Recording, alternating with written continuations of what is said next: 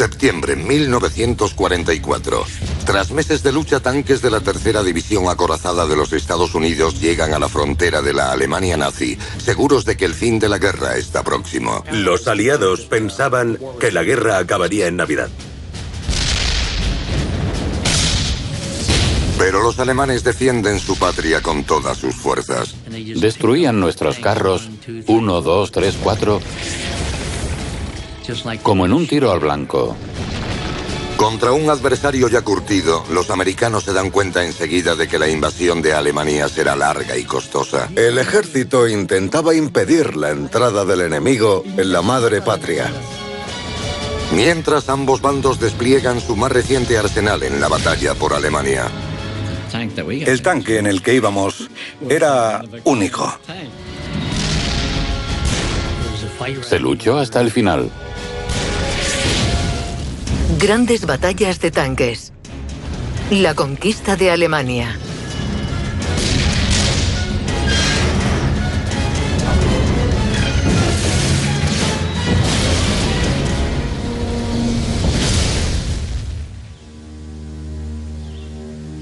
Oeste de Alemania, cerca de la frontera con Bélgica. Los últimos meses de la Segunda Guerra Mundial fueron testigos de intensas batallas en las que las fuerzas aliadas se adentraban en Alemania en un sangriento caminar.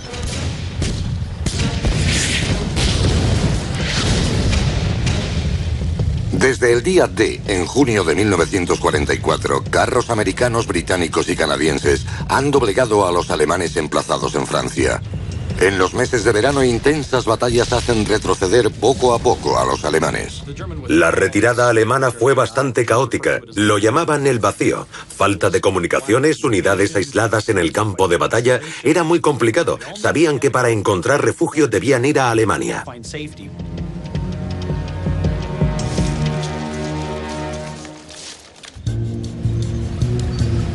Y en septiembre, los aliados se acercan a la frontera alemana.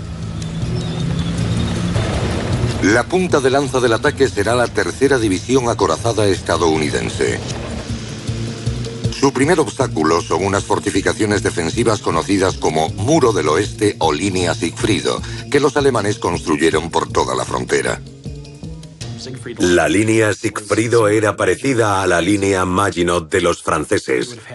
Una serie de búnkeres, un montón de fortificaciones que convertían zonas seguras en áreas de guerra.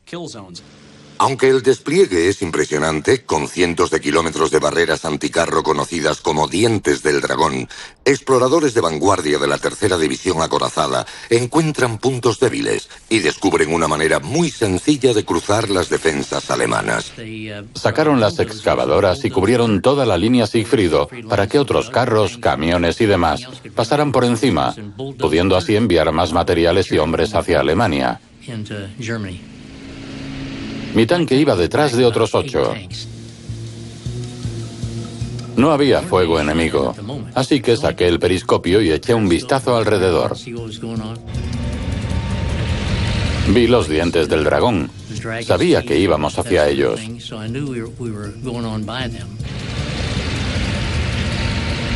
Pensamos que una vez atravesada la línea Sigfrido dirían, bueno, la han atravesado, mejor que nos rindamos. La opinión general entre los aliados era que la guerra acabaría en Navidad. Son el primer ejército invasor en cruzar la frontera alemana desde la época de Napoleón, por lo que los americanos ignoran cómo luchará el enemigo. A finales de 1944, gran parte de Alemania está en ruinas. Sus ciudades han sido bombardeadas sin descanso y sus fuerzas armadas están diezmadas. Para finalizar la guerra y poner fin al Tercer Reich de Hitler, agrupan una inmensa fuerza invasora apoyada en el primer ejército de los Estados Unidos, con 100.000 soldados, cientos de armas de artillería y más de 1.200 carros, incluyendo 850 de su principal vehículo, el Sherman. Monta un cañón corto de baja velocidad de 75 milímetros con un alcance de 800 metros. Con solo 51 milímetros de blindaje frontal, es vulnerable a los cañones alemanes de alta velocidad. Durante las pruebas ya me quedé impresionado con el carro. Eran 32 toneladas de hierro. Alcanzaba los 50 kilómetros/hora. Lo podías exprimir. Y sobre todo el interior daba sensación de seguridad. El plan aliado cuenta con fuerzas canadienses y británicas avanzando hacia el norte de Alemania, mientras que los americanos van hacia el sur. La tercera división acorazada debe cruzar el corredor abierto al sur de Aquisgrán, la primera ciudad tras la frontera. Supuestamente era una ruta sencilla para cruzar el río Rour, llegar al Rin y establecer pasos fronterizos. Y después desde allí hasta el final. Carros de la compañía E se detienen en un cruce mientras su comandante decide qué ruta seguir. Durante la formación básica, te repiten hasta la saciedad que no te pares en un cruce. Porque los alemanes siempre lo están vigilando. Tuve que salir a fumarme un cigarro. Y claro, mientras decidían si ir hacia la izquierda o a la derecha, los alemanes nos recibieron con fuego de artillería.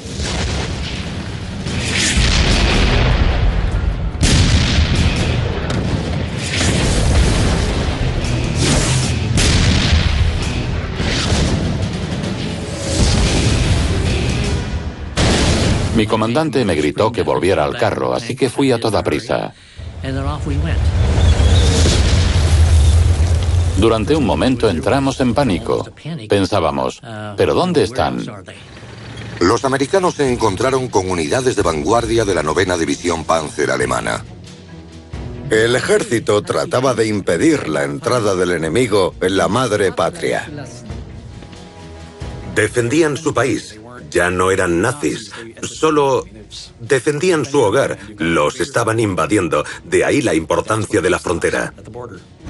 Los americanos se ponen en marcha evitando el fuego enemigo y continúan su avance. Dos secciones de tanques de la compañía E llegan a un pequeño pueblo. Esta vez son más cautos y se dividen en dos grupos. Era un pueblo pequeño, con casas a ambos lados de la carretera. Tras la fila de casas había una colina. Y en este lado, un gran campo abierto con escombros de una mina de carbón. 4 carros se dirigieron más allá de las casas. Los otros 4, donde iba yo, fuimos hacia el centro del pueblo. Todos estábamos en guardia. Pero los alemanes han anticipado la táctica de los americanos. De repente escuchamos fuego y un gran griterío.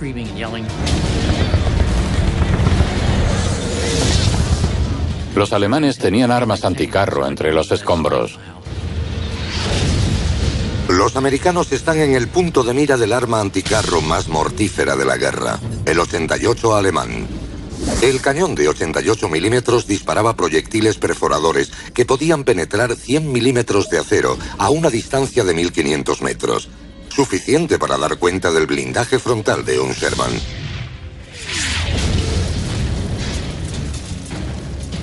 Todos hablaban del 88 alemán. La velocidad de salida era altísima, por lo que la trayectoria que seguía era casi recta.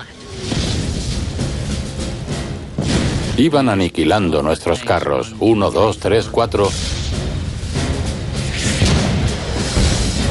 como si fuera tiro al blanco. Paramos nuestro carro tras una casa para escondernos. Y luego nos dijeron, salid del pueblo, así que nos dimos la vuelta y nos fuimos. La mitad de los carros de la compañía E son inutilizados en cuestión de minutos. El avance de la tercera división acorazada se ralentiza. La batalla en la frontera oeste de Alemania está siendo costosa para los americanos. Al principio de la incursión en Alemania, la tercera división acorazada cuenta con 400 tanques, pero la resistencia enemiga les deja con menos de 100 operativos. Y todavía les quedan 650 kilómetros para llegar a Berlín. Octubre de 1944. Tras la llegada de nuevos refuerzos americanos, la tercera división acorazada se prepara para continuar su asalto a Alemania. Pero la lucha en la frontera ha retrasado su avance y permite a los alemanes incrementar sus defensas. La primera ciudad alemana que planean tomar los aliados es Aquisgrán. ¿A los aliados les interesaba la zona de Aquisgrán? Porque se consideraba una ruta boscosa y abrupta del oeste de Alemania. Si los aliados se hacían con ella, podrían canalizar sus recursos con relativa facilidad hacia el área del Rin y el centro de Alemania. Casi toda la población civil ha sido evacuada y los alemanes han creado posiciones fortificadas por toda la ciudad, así como en los caminos circundantes. Para la defensa de Aquisgrán, los alemanes despliegan 18.000 soldados, 240 cañones de artillería y cerca de 60 carros y cañones de asalto. Hitler llama al frente a unos 5.000 miembros de la policía local, los Volkssturm. Muchachos y hombres de entre 16 y 60 años, apenas información y casi desarmados. Hitler da orden de que los defensores de Aquisgrán luchen con firmeza o mueran en sus puestos. No podíamos retroceder ni siquiera un metro. Teníamos que mantener nuestras posiciones, porque si no lo hacíamos, nos matarían. Por eso soportamos lo que se nos venía encima.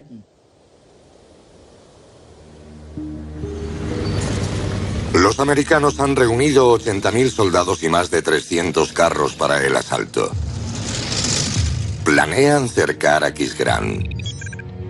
La segunda división acorazada atacará desde el norte, mientras la tercera lo hará desde el sur.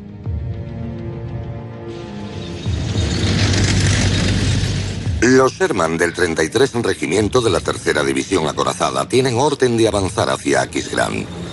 Pero primero han de dar cuenta de los curtidos soldados de la 116 División Panzer.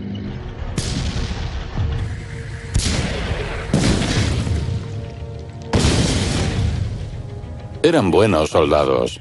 Algunos llevaban años luchando contra los rusos. Y ahora les traían de ese frente para colocarlos en este. Lucharon hasta el final para tratar de expulsarnos.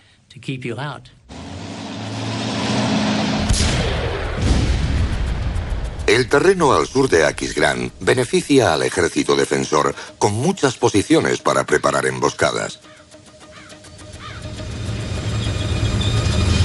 Los americanos avanzan con cautela, sin saber dónde o cuándo se tropezarán con los carros de la 116.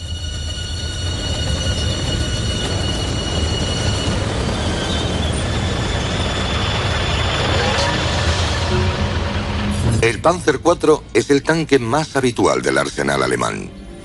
Dispone de un cañón de alta velocidad de 75 milímetros y un blindaje frontal de 80 milímetros, más que el Sherman. Pero sus costados son vulnerables a los carros americanos, teniendo solo 30 milímetros de blindaje. Esperábamos no tener que encontrarnos cara a cara. Tratábamos de alcanzarles en los costados. Dispararles frontalmente era una pérdida de munición. Tenías que impactar en los laterales. La táctica era tener a alguien aquí que comenzara a disparar.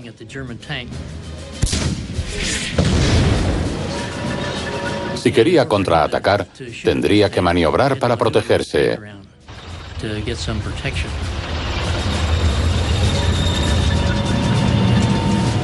Pero mientras se giraba, alguien lo tendría al alcance por el otro lado.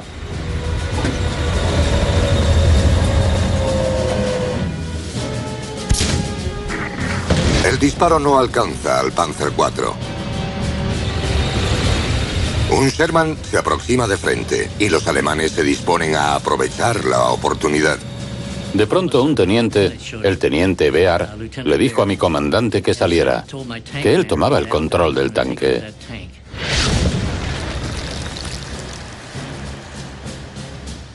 El teniente Bear ya había perdido 2 tanques ese día. Se metió en el mío y se quedó quieto un minuto. Le miramos. Se le veía muy cansado. Pero de pronto uno de nuestros sargentos nos gritó por la radio: «Teniente, cúbrase. Les están disparando».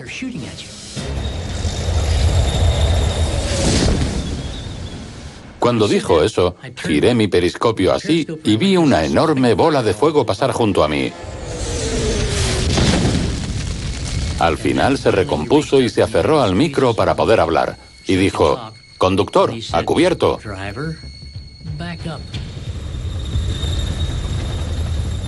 Vi al conductor dar marcha atrás a toda máquina.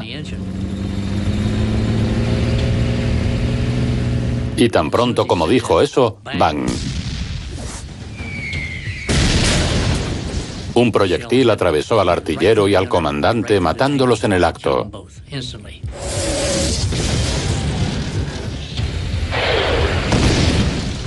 El conductor se había ido, así que bajé de la torreta.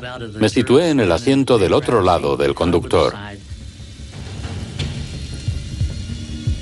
Justo al sentarme ahí nos alcanzaron por segunda vez. Esta vez empezó a arder e iba a explotar.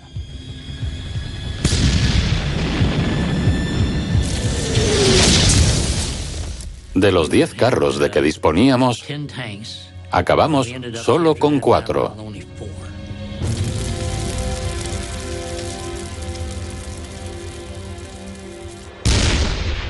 Los americanos continúan su ofensiva sobre Aquisgrán el 13 de octubre.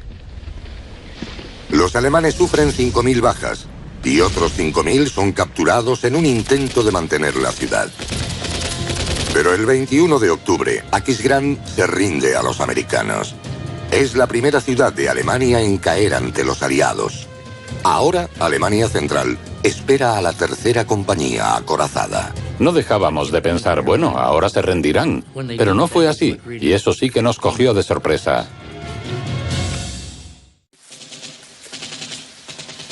En noviembre, los soldados americanos se enfrentan a uno de sus peores combates, en el bosque Hurten, al sureste de Aquisgrán. Están cansados tras meses de lucha y la invasión de Alemania se retrasa. Con el frente en punto muerto, la tercera división acorazada aprovecha el tiempo para reparar carros dañados y preparar la siguiente fase de la guerra.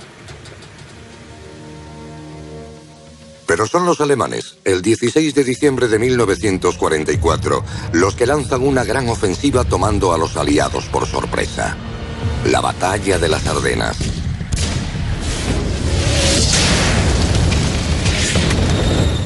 El plan alemán consiste en cruzar las líneas enemigas y dirigirse a Amberes, dejando atrapados a 1 millón de soldados aliados.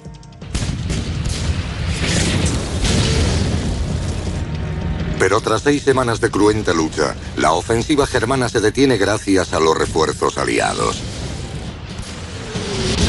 La apuesta de Hitler le sale cara, perdiendo en el camino cientos de los tan necesarios Panzer. Después de que la ofensiva de las Ardenas hubiera ampliado la capacidad operativa de los alemanes en el frente oeste, los que quedaron prefirieron ponerse a la defensiva y oponerse a iniciar nuevos ataques. Con los alemanes retirándose en el oeste, la Unión Soviética lanza su propia ofensiva en el frente oriental. El Ejército Rojo arrasa las líneas alemanas en el Báltico, este de Prusia y Polonia. A primeros de febrero, los tanques soviéticos están a 80 kilómetros de Berlín.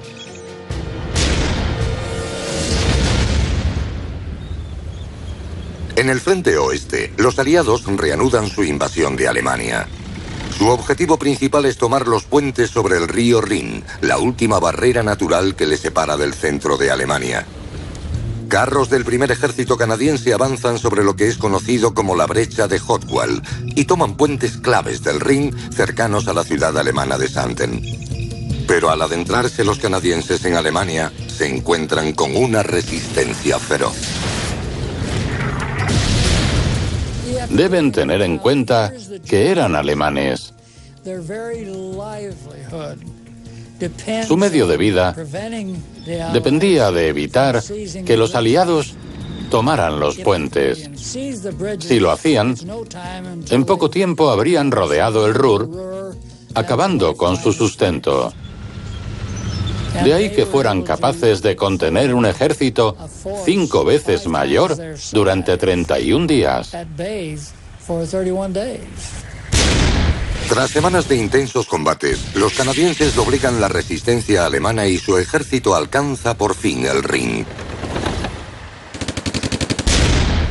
Cuando lo atraviesan y se adentran en territorio alemán, ven los efectos de la guerra en la población civil. Nos aproximábamos a un pueblo pequeño. Se llamaba Weissel.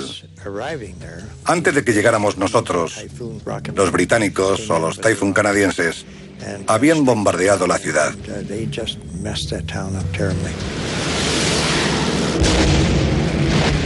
La habían dejado en ruinas.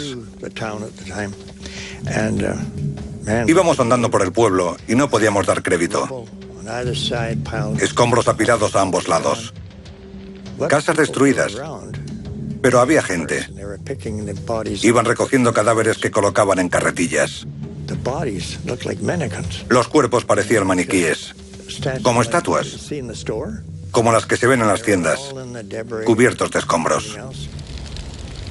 En los 2 primeros meses de 1945, los alemanes pierden cerca de 1000 tanques. Sus bajas ascienden a más de 500.000 entre soldados y civiles en su intento por evitar la derrota total. Muchos alemanes pasaban por zonas urbanas bombardeadas por Estados Unidos y Gran Bretaña, lo que incrementaba su determinación. Vieron lo que habían hecho a su pueblo, querían venganza, de ahí su gran motivación. Mis compañeros, a los que les habían destruido sus casas, decían, ¿qué se supone que debo hacer? Prefiero llevarme a otro americano conmigo a la tumba. Y son este tipo de soldados con los que tiene que lidiar la tercera división acorazada al reanudar su avance. Su misión es colaborar en la captura del mayor objetivo aliado en Alemania Occidental, Colonia. Tomando esta ciudad de la cuenca del Rin, la división puede abrir una ruta hacia el centro de Alemania. Sabíamos que cuando entráramos en combate sería para dirigirnos a Colonia. Era un objetivo vital y los alemanes no iban a rendirla sin más. Fue una gran batalla con nuestros tanques. Los americanos lanzarán un asalto frontal en Colonia, la tercera ciudad más grande de Alemania, con los tanques en la vanguardia. Colonia había sido bombardeada en repetidas ocasiones. Calles y calles en ruinas, lo que proporcionaba a las tropas alemanas con sus Panzer y Tiger muchas posiciones para tender emboscadas a los americanos. Las bombas lo habían arrasado todo. Los edificios se derrumbaban y las calles eran muy estrechas, llenas de obstáculos. Todo fue bombardeado excepto la catedral. Seguía en buen estado. Recuerdo a nuestro teniente decir: señores, aquí tienen Colonia. Vamos a darles una paliza. Estábamos en el punto de mira de la artillería alemana.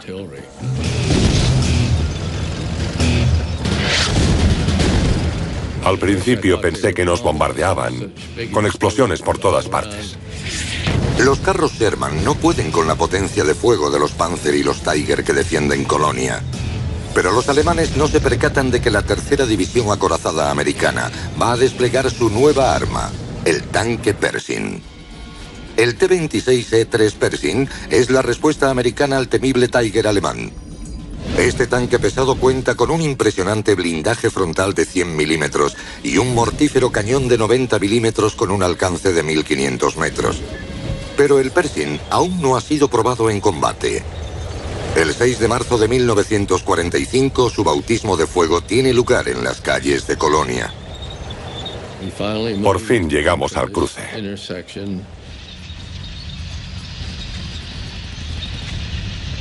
Un carro alemán venía por mi izquierda.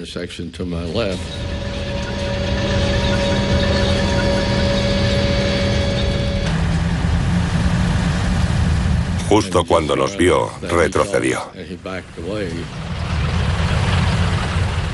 Disparé proyectiles perforadores al edificio. Pensé que igual podía tener suerte. La parte de arriba del edificio cayó sobre el carro alemán.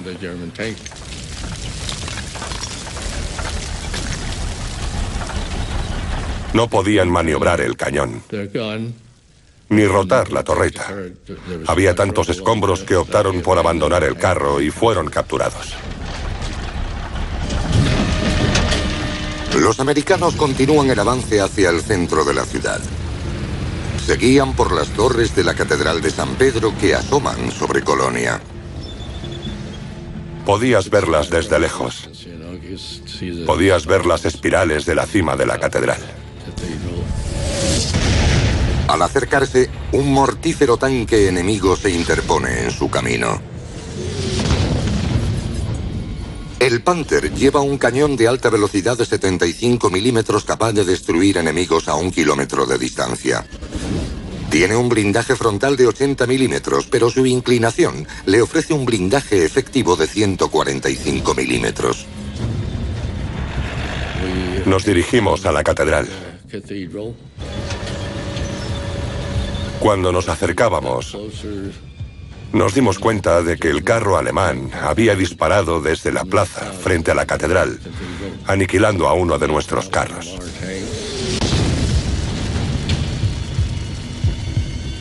Nuestros Sherman no eran muy buenos. No eran rivales para el Panther.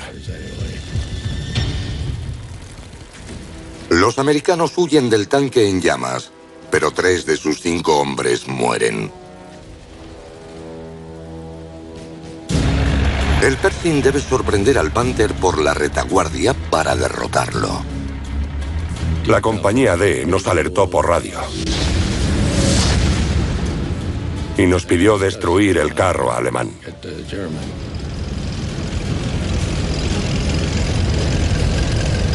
Su cañón, en principio, les apuntaba a ellos y no a nosotros.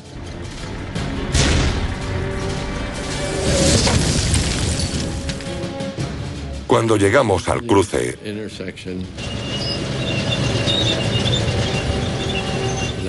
mi conductor giró el periscopio hacia el carro alemán.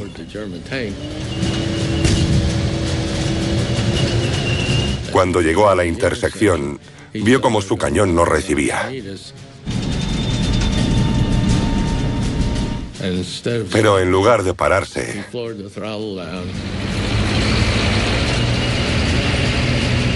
aceleró al máximo para lograr escapar del cruce. A diferencia de su oponente, el Pershing lleva un estabilizador giroscópico, un dispositivo que permite un disparo certero incluso cuando el carro se encuentra en movimiento. Disparé tan pronto como pude. Y le alcancé. Y volví a disparar. Y otra vez, para asegurarme de que no lo hiciera él.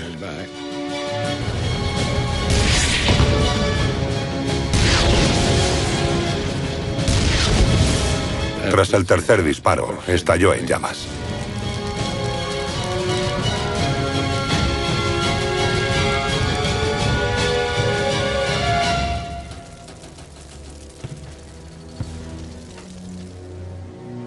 El Panther ardió durante 2 días.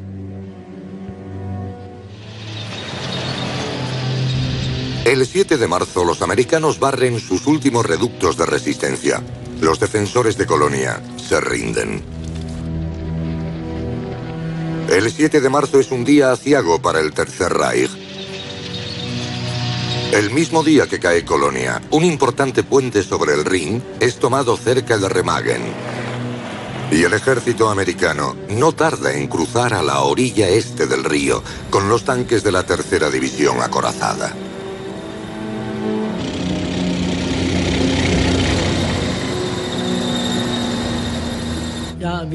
Cuando la batalla llegó al puente de Remagen, pensamos, es el fin. La tercera división acorazada está ahora a menos de 600 kilómetros de Berlín. Pero entre ellos y la capital germana se encuentra el Valle del Ruhr, el corazón industrial alemán, con casi 500.000 de soldados nazis dispuestos a proteger su país a toda costa. 23 de marzo de 1945. Los aliados lanzan su ofensiva sobre la región del Ruhr. El ataque será el clásico movimiento de pinza, con los hombres de la 9ª Compañía Americana atacando desde el norte y los de la 1ª por el sur. Si tienen éxito, aislarán a más de 350.000 soldados alemanes del Grupo B. Los alemanes están liderados por uno de los mejores comandantes defensivos de la guerra, el mariscal de campo Walter Model. Para derrotarlo, los americanos deben inutilizar sus Panzer, por lo que la tercera división acorazada recibe la orden de dirigirse a la ciudad de Paderborn. Paderborn era una plaza importante, muy importante para nosotros. Era donde estaban los cuarteles de los Panzer. Por eso debíamos dirigirnos hacia allí. Los americanos temen que los Panzer alemanes situados en el cuartel inicien un contraataque. La ciudad debe ser tomada, y rápido. Recorrimos el camino de Marburg a Paderborn. Unos 144 kilómetros en un solo día. Fue la mayor distancia recorrida por una división acorazada americana en toda la Segunda Guerra Mundial. 30 de marzo de 1945. Una unidad de Shermans, apoyada por un Pershing del 32 Regimiento de la Tercera División Acorazada, inicia el asalto. Iniciamos el ataque a primera hora de la mañana. Nos pusimos en marcha lo antes posible. Los alemanes se sorprendieron. No se lo esperaban. Por el camino, subiendo hacia Paderborn, vimos un gran cañón.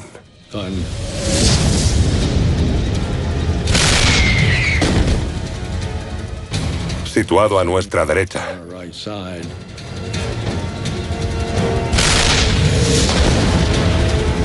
Disparé y lo alcancé.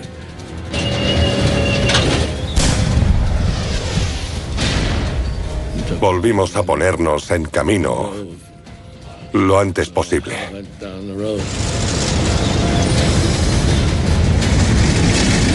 Seguíamos avanzando y avanzando para no ser un blanco fácil.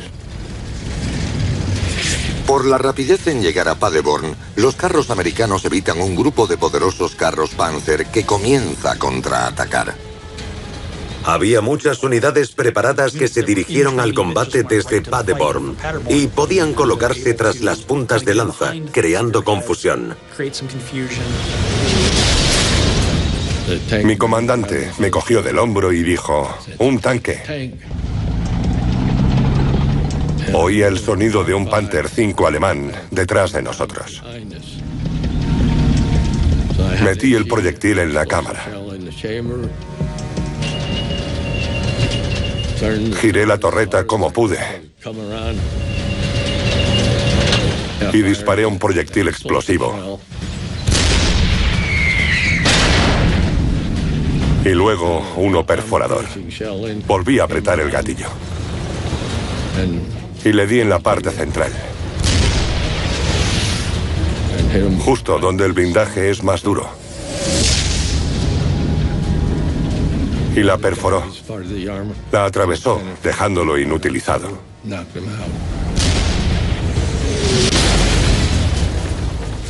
Fue una lucha sin cuartel.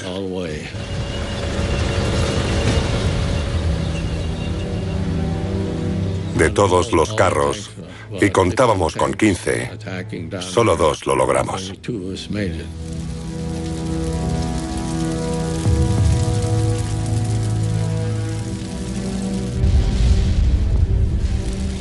La batalla por Paderborn es brutal y sangrienta. Pero tras 3 días de lucha, los americanos derrotan al enemigo, que se rinde el 1 de abril. Ese día las fuerzas americanas completan el cerco a la región del Ruhr, sellando el destino del ejército del Grupo B. El comandante del ejército derrotado, el mariscal de campo Walter Model, se suicida antes de aceptar la rendición. La captura de la región industrial del Ruhr, en Alemania Occidental, había destrozado lo que quedaba de la capacidad alemana para fabricar aviones, carros, su capacidad de continuar en la guerra. Los días del Tercer Reich están contados. La artillería soviética comienza a bombardear Berlín el 20 de abril, el cumpleaños de Adolf Hitler.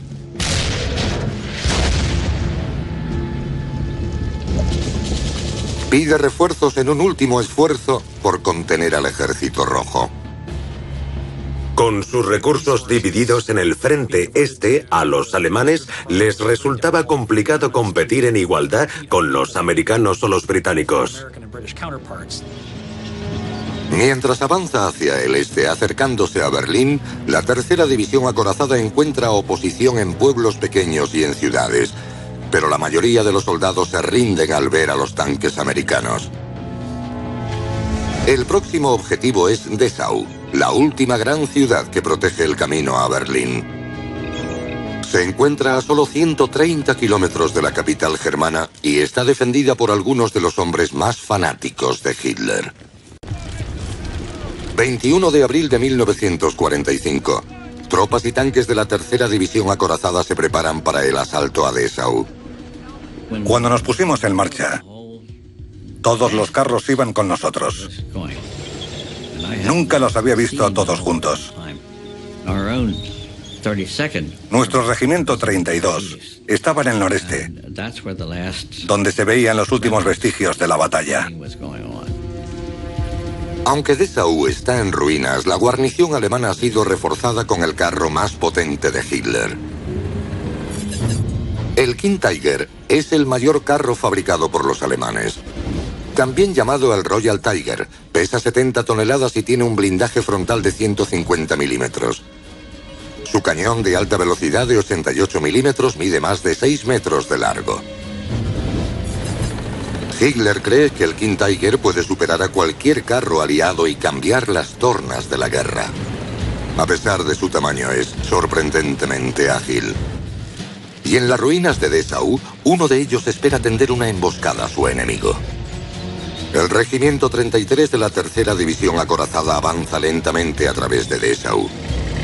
Los americanos cuentan con el Super Pershing, su respuesta al King Tiger. El Super Pershing fue sin duda el siguiente paso en la evolución de los acorazados americanos. Solo uno de los Super Pershing fue utilizado en combate durante la Segunda Guerra Mundial. El Super Pershing es una versión mejorada del tanque Pershing. Posee 140 milímetros de blindaje frontal y un nuevo gran cañón de 90 milímetros con capacidad de penetrar más de 200 milímetros de acero.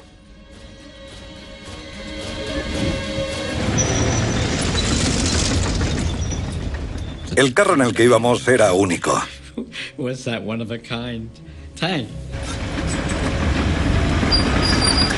Fue cuando encontramos a ese Tiger Royal, inmenso. Uno de los pocos que vi al final de la guerra. Estaba esperándonos. Por primera y única vez, un King Tiger va a enfrentarse cara a cara con un Super Pershing en un duelo a muerte. Nos disparó, nada más aparecimos por la esquina. Por suerte, el disparo se le fue alto. Yo disparé y les alcancé.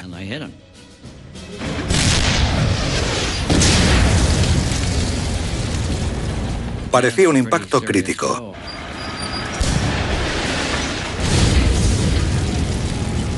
Me dispuse a disparar de nuevo y le volví a dar. Venían hacia nosotros mientras subían por una pila de escombros.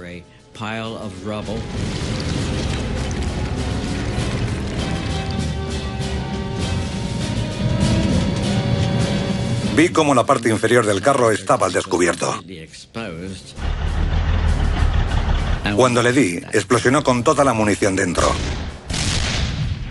Lo había alcanzado. Joe, mi comandante, estaba atónito. Me dijo: buen disparo, chaval. Lo has conseguido.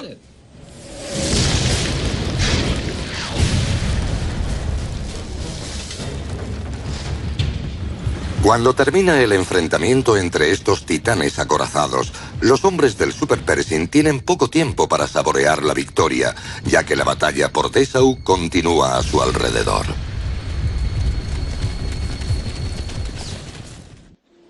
En los últimos días de la Segunda Guerra Mundial, los americanos controlan la mayor parte de la ciudad de Dessau. Pero los defensores alemanes todavía resisten, conocedores de que si la ciudad cae, se abrirá el camino a Berlín. Nos habíamos adentrado en Alemania. Ya sobrepasamos el Rin.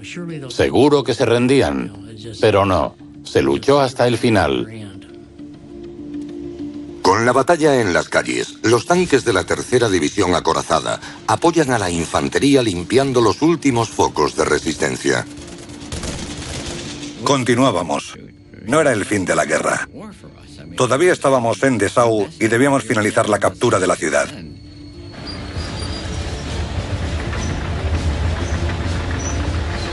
Mientras conducíamos, un Panzer nos alcanzó.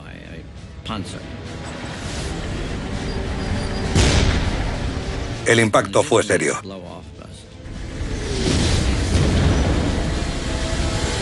Ahora debían girar la torreta.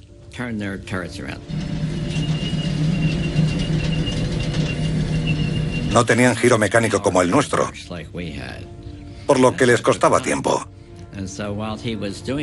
Mientras lo hacían, le dije a nuestro conductor: vámonos de aquí. Quiero reposicionarme, pero lo cazaremos.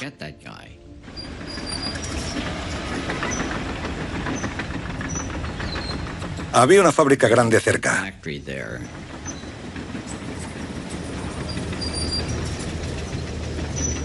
Así que nos refugiamos allí para quitarnos de su vista. Estábamos dentro del edificio.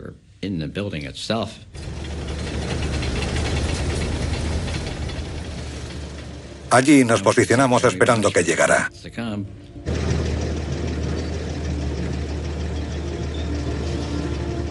Y entonces disparé.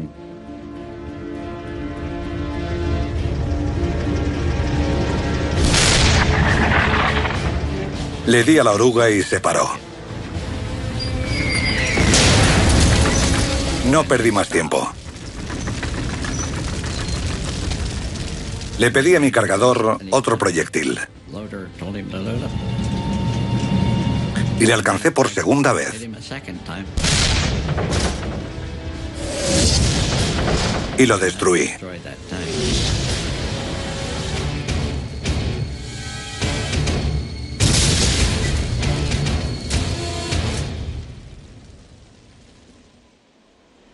La ciudad de Dessau se rinde a los americanos el 23 de abril de 1945. 7 días después de que los americanos tomen Dessau, Adolf Hitler se suicida.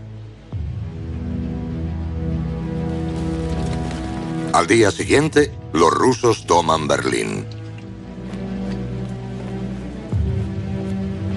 El 8 de mayo de 1945, la guerra en Europa acaba con la rendición incondicional de Alemania.